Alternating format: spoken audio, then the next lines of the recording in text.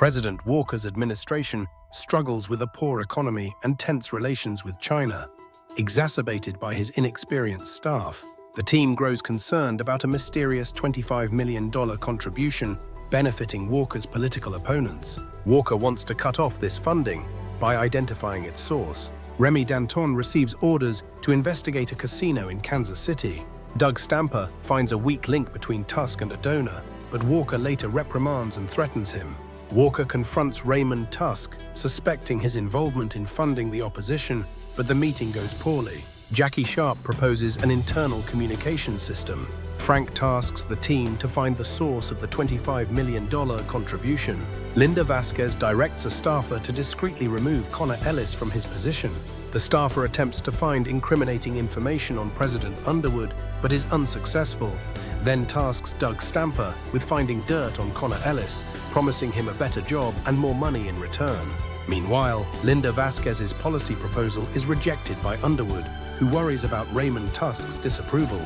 Underwood urgently summons Stamper for a clandestine meeting, where it's revealed Stamper received $5,000 from Zander Feng. Underwood tasks Stamper with investigating Underwood himself, while also focusing on Raymond Tusk's financial dealings with the Republican National Committee.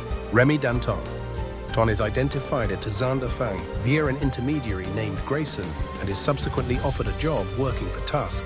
Elsewhere, the staffer tasked with finding dirt on Underwood enlists another staffer, Lisa Beth Cohen, who discovers the involvement of Raymond Tusk and his connection to rare earth minerals. Back at the White House, Underwood and Claire discuss an upcoming gathering, while Underwood works on his miniature figurine project, subtly revealing his concerns about recent events. Stamper and Feng discuss Lanigan and the $5,000 check and whether Tusk is involved in campaign finance issues.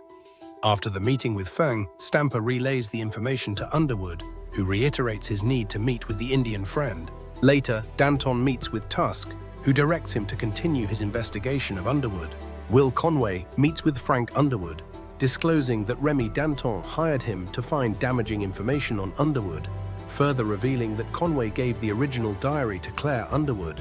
President Walker's meeting is interrupted by his wife Tricia, who questions a gift from Frank. Finally, Zander Feng receives a call from Rachel, emphasizing the importance of answering his calls. Seth and a reporter discuss Zander Feng's covert channel with China and its connections to Stamper and the White House, with the reporter intending to question the vice president about Stamper.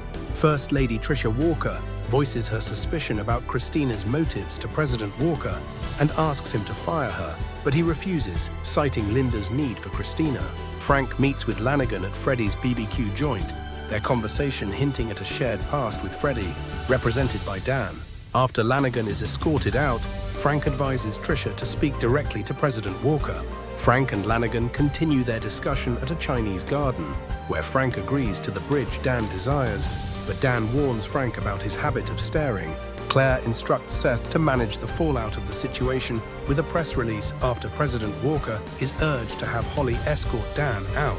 Frank later meets with Dan, offering him a lucrative deal involving the Indian tribe and a new bridge in Port Jefferson contingent on Dan becoming vice president.